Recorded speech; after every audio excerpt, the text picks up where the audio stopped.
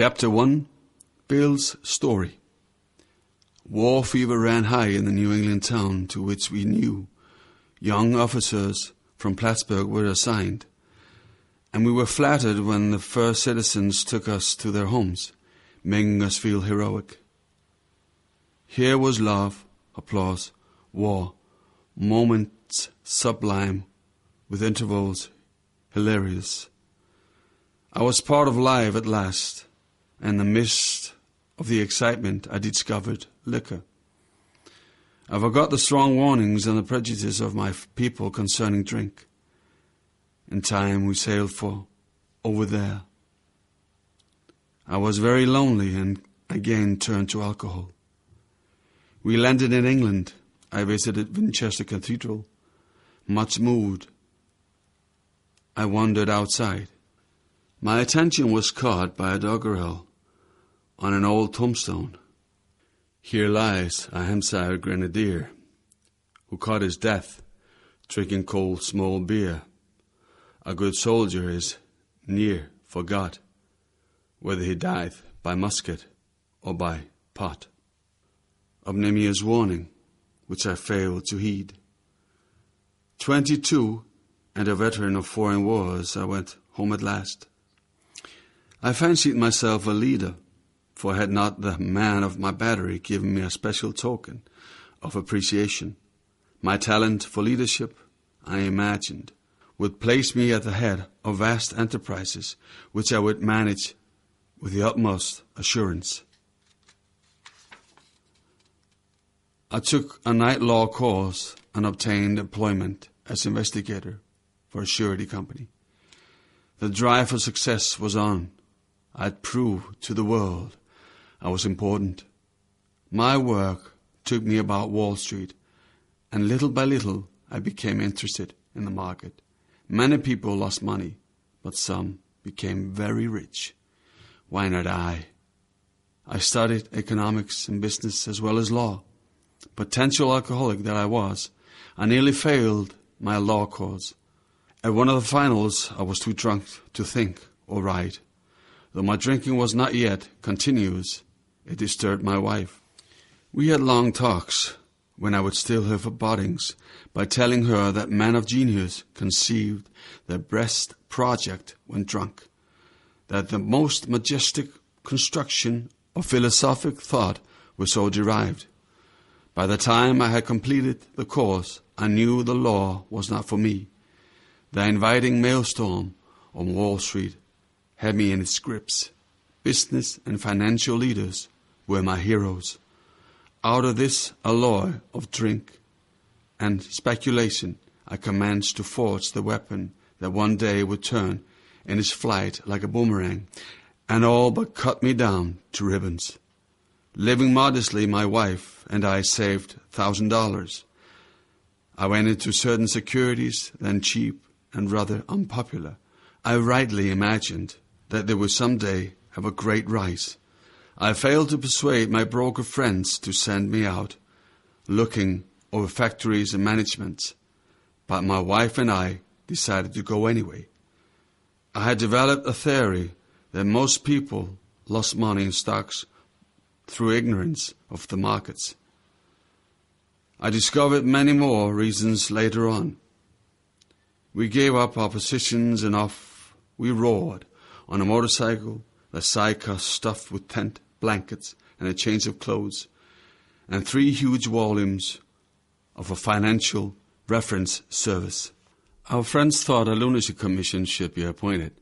Perhaps they were right. I had had some success, a speculation, so we had a little money. But we once worked on a farm for a month to avoid drawing on our small capital. That was the last honest manual labor on my part for many a day. We covered the whole eastern United States in a year. At the end of it, my reports to Wall Street procured me a position there and the use of a large expense account. The exercise of an option brought in more money, leaving us with a profit of several $1,000s for that year. For the next few years, fortune threw money and applause my way. I had arrived. My judgment and ideas were followed by many to the tune of paper millions. The great boom of the late 20s was seething and swelling. Drink was taking an important and exhilarating part in my life. There was loud talk in the jazz places uptown. Everyone spent in thousands and chatted in millions. Scoffers could scoff and be damned. I made a host of fair weather friends. My drinking assumed more serious proportion, continuing all day and almost every night. The remonstrance of my friends terminated in a row, and I became a lone wolf. There were many unhappy scenes in our sumptuous apartment. There had been no real infidelity, for loyalty to my wife, helped at times by extreme drunkenness, kept me out of those scrapes. In 1929, I contracted gold fever. We went at once to the country, my wife to applaud while I started out to overtake Walter Hagen. Liquor caught up with me much faster than I came up behind Walter. I began to be jittery in the morning. Golf permitted drinking every day and every night. It was fun to carom around the exclusive course which had inspired such an awe in me as a lad. I acquired the impeccable coat of tan one sees upon the well-to-do. The local banker watched me whirl fat checks in and out of his till with amused skepticism. Abruptly in October 1929, hell broke loose on the New York Stock Exchange. After one of those days of inferno, I wobbled from a hotel bar to a broker's office. It was 8 o'clock, 5 hours after the market closed. The tickers still clattered. I was staring at an inch of the tape which bore the inscription XYZ 32. It had been 52 that morning. I was finished, and so were many friends. The papers reported men jumping to the death from the Tower of High Finance. That disgusted me. I would not jump. I went back to the bar. My friends had dropped several millions since 10 o'clock. So what? Tomorrow was another day. As I drank, the old fierce determination to win came back. Next morning I telephoned a friend in Montreal. He had plenty of money left and thought I had better go to Canada. By the following spring, we were living in our accustomed style. I felt like Napoleon returning from Elba. No St. Helena for me, but drinking caught up with me again, and my generous friend had to let me go. This time we stayed broke. We went to live with my wife's parents. I found a job, then lost it as a result of a brawl with a taxi driver. Mercifully, no one could guess that I was to have no real employment for 5 years, or hardly draw a sober breath. My wife began to work in a department store, coming home exhausted to find me drunk. I became an unwelcome hanger-on at the broker's places. Liquor ceased to be a luxury. It became a necessity. Bathtub gin, 2 bottles a day, and often 3, got to be routine. Sometimes a small deal would net a few $100s, and I would pay my bills at the bars and the delicatessens. This went on endlessly, and I began to awaken very early in the morning, shaking violently. A tumbler full of gin, followed by half a dozen bottles of beer, would be required if I were to eat any breakfast. Nevertheless, I still thought I could control the situation, and there were periods of sobriety which renewed my wife's hope. Gradually things got worse. The house was taken over by the mortgage holder. My mother-in-law died. My wife and father-in-law became ill. Then I got the promising business opportunity. Stocks were at the low point in 1932, and I had somehow formed a group to buy. I was to share generously in the profits. Then I went on a prodigious bender, and the chance vanished. I woke up. This had to be stopped. I saw I could not take so much as one drink. I was through forever. Before then I had written lots of sweet promises, but my wife happily observed that this time I meant business, and so I did. Shortly afterward, I came home drunk. There had been no fight. Where had been my high resolve? I simply didn't know. It hadn't even come to mind. Someone had pushed a drink my way, and I had taken it. Was I crazy? I began to wonder, for such an appalling lack of perspective seemed near being just that. Renewing my resolve, I tried again. Some time passed, and confidence began to replace by cocksureness. I could laugh at the gin mills. Now I had what it takes. One day I walked into a cafe to telephone. In no time I was beating on the bar, asking myself how it happened. As the whiskey rose to my head, I told myself I would manage better next time, but I might as well get good and drunk then, and I did. The remorse, horror, and hopelessness of the next morning are unforgettable. The courage to do the battle was not there. My brain raced uncontrollably, and there was a terrible sense of impending calamity. I hardly dared cross the street, lest I collapse and be run down by an early morning truck, for it was scarcely daylight. An all-night place supplied me with a dozen glasses of ale. My writing nerves were stilled at last. A morning paper told me the market had gone to hell again. Well, so had I. The market would recover, but I wouldn't. That was a hard thought. Should I kill myself? No, not now. Then a mental fog settled down. Gin would fix that. So 2 bottles and oblivion. The mind and body are marvelous mechanism. For mine endured this agony for 2 more years. Sometimes I stole from my wife's slender purse when the morning terror and madness were on me.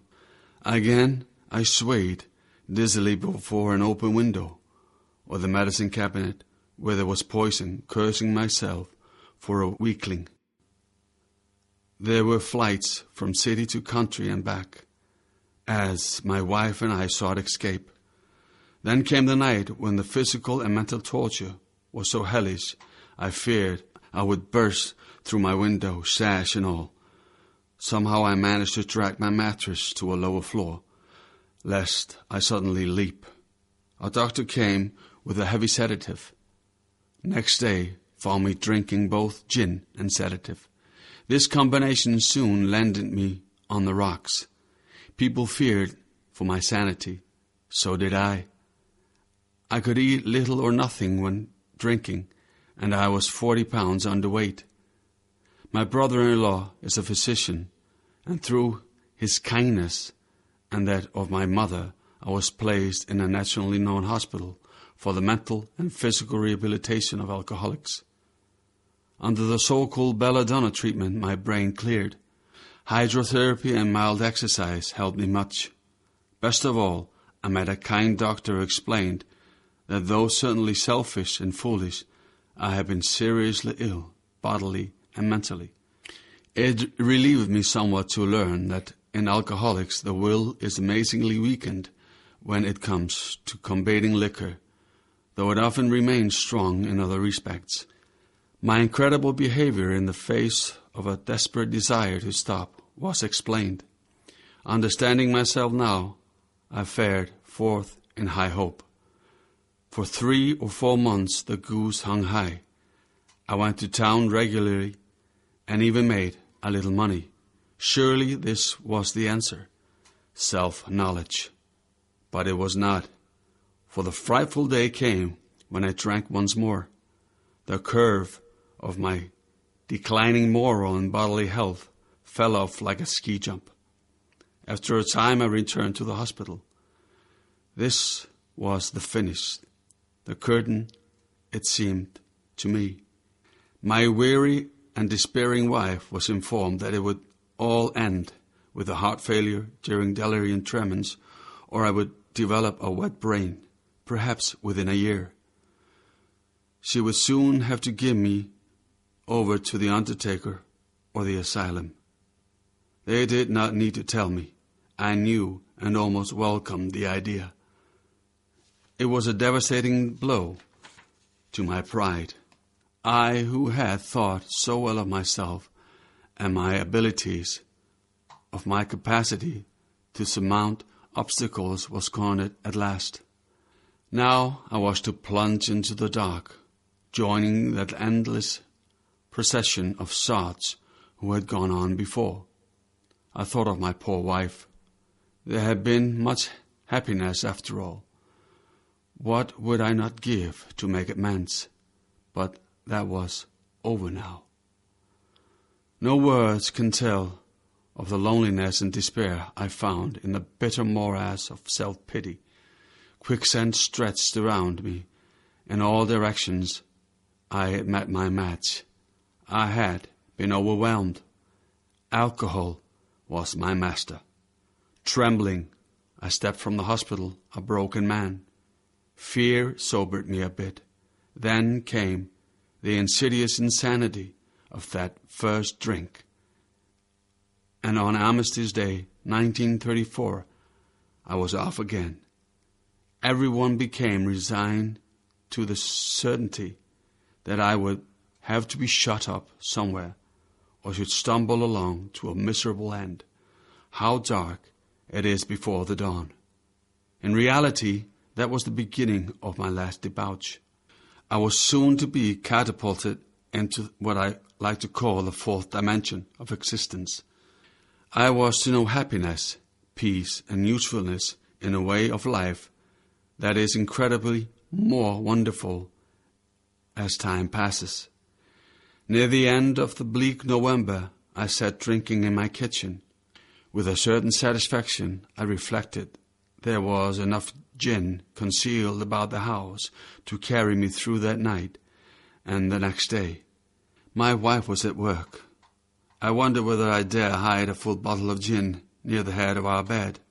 I would need it before daylight. My musing was interrupted by the telephone. The cheery voice of an old school friend asked if he might come over. He was sober.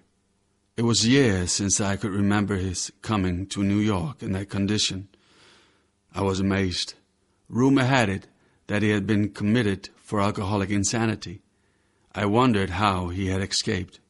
Of course, we would have dinner, and I could drink openly with him. Unmindful of his welfare, I thought only of recapturing the spirit of other days. There was that time we had chartered an airplane to complete a jag. His coming was an oasis in the dreary desert of futility. The very thing, an oasis. Drinkers are like that. The door opened, and he stood there, fresh-skinned and glowing. There was something about his eyes. He was inexplicably different. What had happened? I pushed a drink across the table. He refused it. Disappointed, but curious, I wondered what had got into the fellow. He wasn't himself. "Come, what's all this about?" I queried. He looked straight at me, simply, but smilingly. He said, "I've got religion." I was aghast. So that was it. Last summer an alcoholic crackpot. Now, I suspected, a little cracked about religion. He had that starry-eyed look. Yes, the old boy was on fire, all right. But bless his heart, let him rant. Besides, my gin would last longer than his preaching. But he did no ranting. And a matter of fact, where he told me how 2 men had appeared in court persuading the judge to suspend his commitment. They had told of a simple religious idea and a practical program of action. That was 2 months ago, and the result was self-evident. It worked. He had come to pass his experience along to me, if I cared to have it. I was shocked, but interested. Certainly I was interested. I had to be, for I was hopeless. He talked for hours. Childhood memories rose before me. I could almost hear the sound of the preacher's voice as he sat, on still Sundays, way over there on the hillside. There was the proffered temperance pledge I never signed, my grandfather's good-natured contempt of some church folk and their doing, his insistence that the spheres really had their music, but his denial of the preacher's right to tell him how he must listen, his fearlessness as he spoke of these things just before he died. These recollections welled up from the past. They made me swallow hard. That wartime day in old Winchester Cathedral came back again. I had always believed in a power greater than myself. I had often pounded these things. I was not an atheist. Few people really are, for that means blind faith in the strange proportion that this universe originated in the cipher and aimlessly rushes nowhere.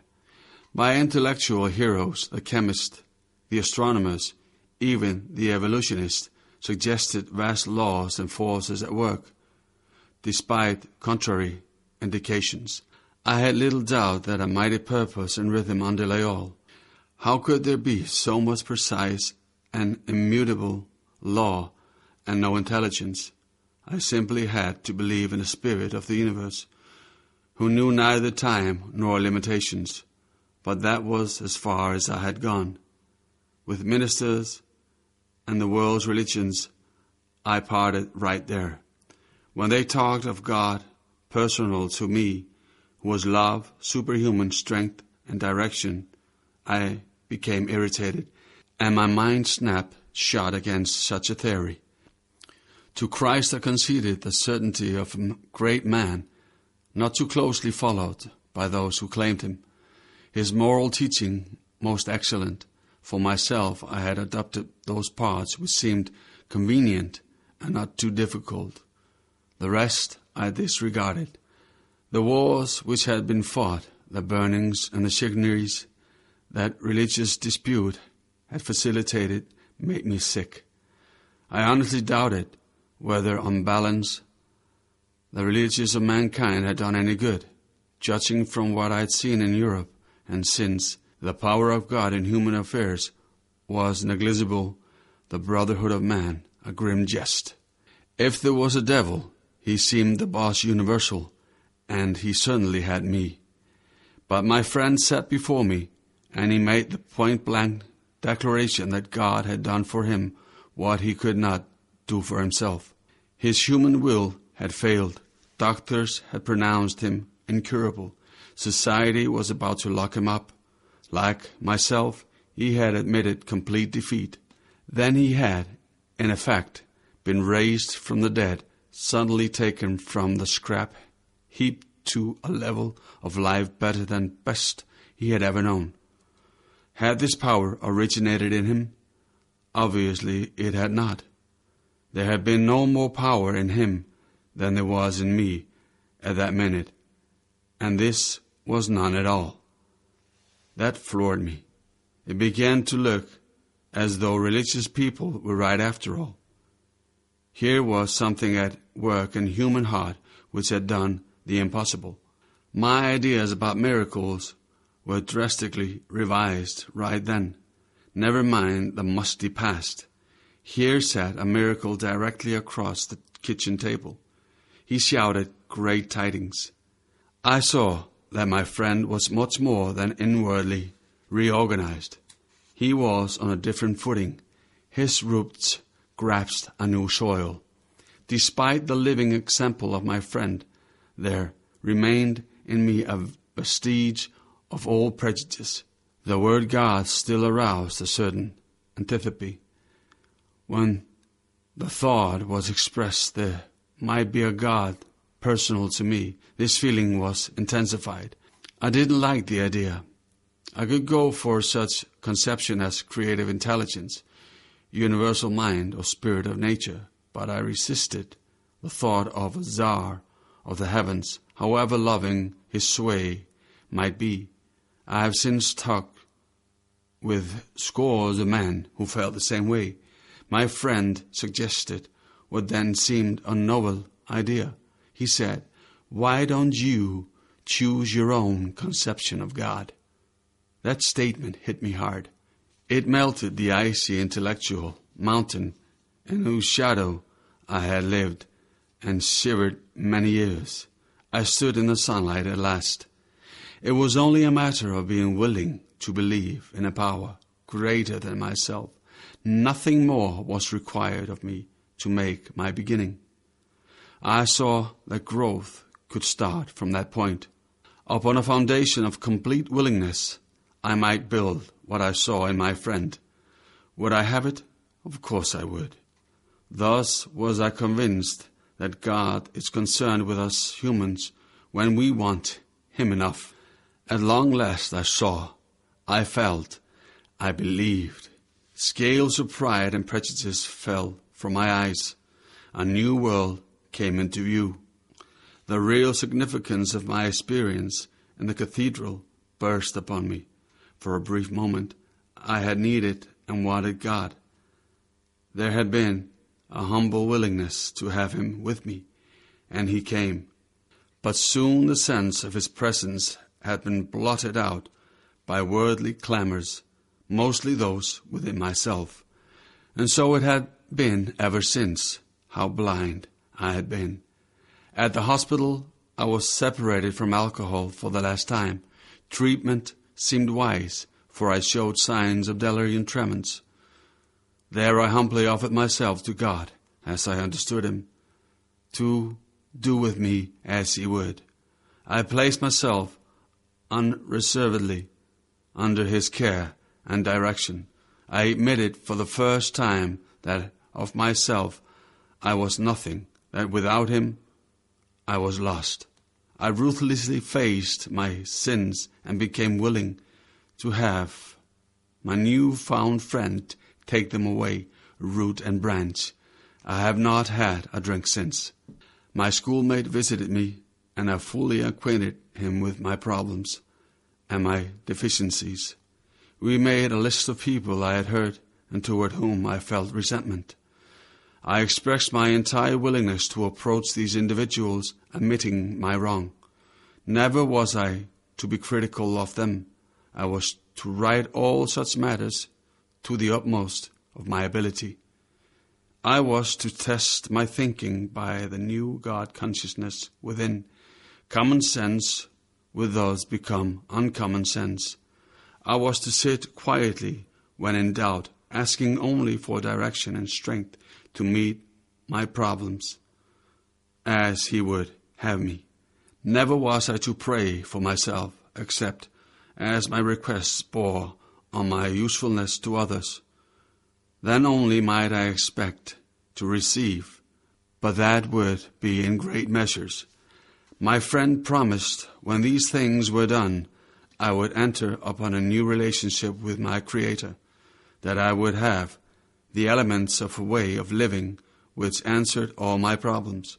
Belief in a power of God, plus enough willingness, honesty, and humility to establish and maintain the new order of things were the essential requirements. Simple, but not easy. A price had to be paid. It meant destruction of self-centeredness. I must turn in all things to the Father of light who presides over us all. These were revolutionary and drastic proposals, but the moment I fully accepted them, the effect was electric. There was a sense of victory, followed by such a peace and serenity as I had never known.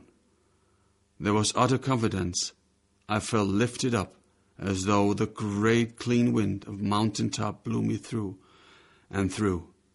God comes to most men gradually, but His impact on me was sudden and profound. For a moment I was alarmed, and I called my friend the doctor to ask if I were still sane. He listened in wonder as I talked. Finally he shook his head, saying, "Something has happened to you. I don't understand. But you had better hang on to it. Anything is better than the way you were."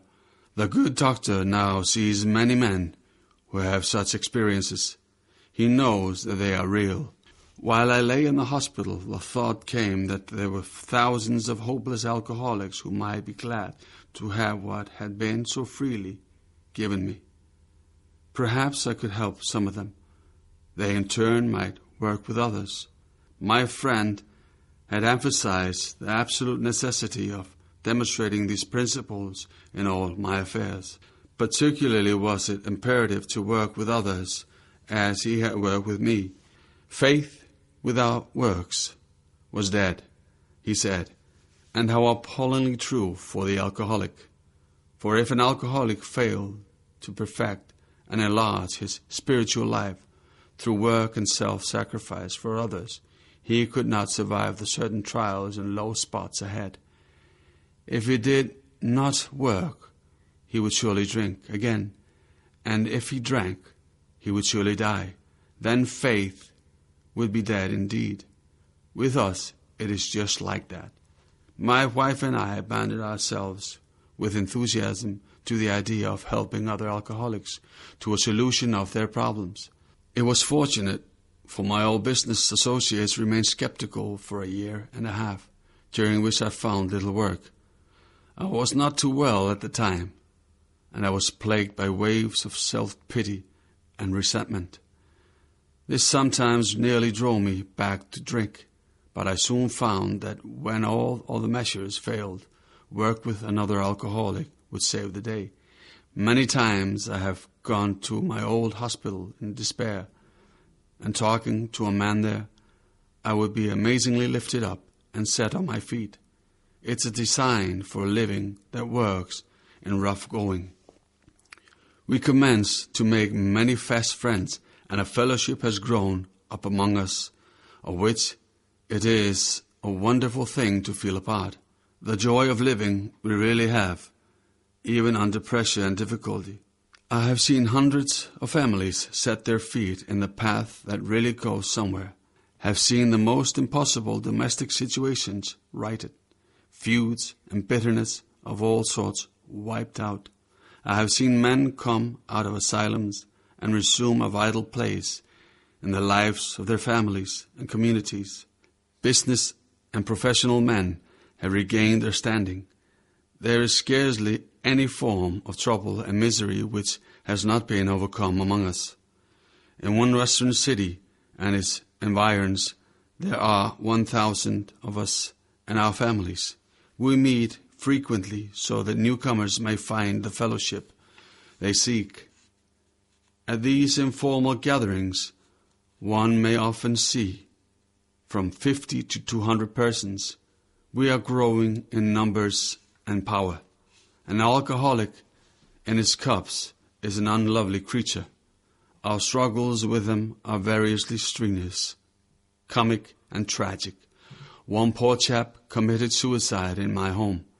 He could not or would not see our way of life. There is, however, a vast amount of fun about it all. I suppose some would be shocked at our seeming worldliness and levity, but just underneath there is deadly earnestness. Faith has to work 24 hours a day, in and through us, or we perish. Most of us feel we need look no further for utopia. We have it with us right here and now. Each day, my friend's simple talk in our kitchen multiplies itself in a widening circle of peace on earth and goodwill toward men. Bill W., co-founder of AA, died January 24th, 1971.